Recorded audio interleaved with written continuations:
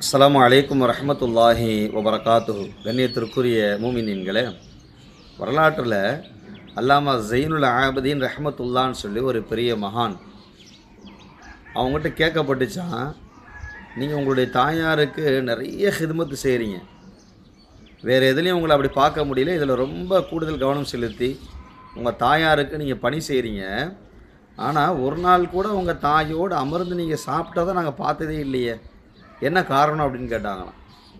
அல்லாமா ஜீனுல் ஆபிதீன் ரஹ்மத்துல்லாஹி அலைஹி அவங்க சொன்னாங்களாம், ஒன்றும் இல்லை, நான் எங்கள் தாயாரோடு அமர்ந்து சாப்பிடக்கூடிய அந்த நிலையில் என் தாயாருடைய பார்வை ஒரு கவளத்தின் மீது பட்டு, அதாவது சாப்பாட்டின் மீது பட்டு, அந்த கவளத்தை எடுத்து நான் உண்பதை பயப்படுறேன் அப்படின்னாங்களாம். சுபஹானல்லாஹ்.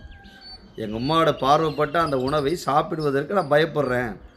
காரணம் என்ன தெரியுமா?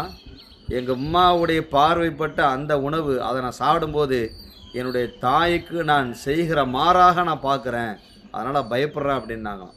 அதிலும் கூட பேணுதலை, அதவை, ஒழுக்கத்தை கடைபிடிக்கிறாங்க பெருமக்கள். கண்ணியத்திற்குரிய அல்லாஹ்வின் நல்லடியார்களே, அல்லாஹ் அல் குர்ஆனில் சொல்லுவான்ல, வஅபுதுல்லாஹ வலா துஷ்ரிகு பிஹி ஷைஆ வபில் வாலிதைனி இஹ்சானா. எனக்கு நீங்கள் ஷிர்க் வைக்காதீங்க, உங்கள் அத்தா அம்மாவுக்கு நீங்கள் என்ன செய்யுங்க, பெற்றவங்களுக்கு நீங்கள் உபகாரம் செய்யக்கூடியவங்களா இருங்க என்பதாக அல்லாஹ் அல் குர்ஆனில் சொல்கிறான். எப்படியெல்லாம் பெருமக்கள் அந்த உபகாரத்தை செய்திருக்கிறார்கள் என்பதை பார்க்கிற போது ஆச்சரியமாக இருக்குது. இன்றைக்கு இருக்கக்கூடிய இந்த இளைய சமுதாயம் பெற்றவங்கள்ட்ட நடந்து கொள்ளக்கூடிய முறையை சொல்லி தெரிய வேண்டியதில்லை. பெருமக்களே, இது போன்று வரலாற்று சிறப்பு மிக்க செய்திகளை நம்முடைய பிள்ளைகளுக்கு சொல்லிக் கொடுத்து தாய் தந்தையை மதித்து வாழக்கூடிய, அவர்களுக்கு உபகாரம் செய்யக்கூடிய எதிர்கால சந்ததியை உருவாக்குவதற்கு முயற்சிப்போம். அல்லாஹ் கிருபை செய்வானாக.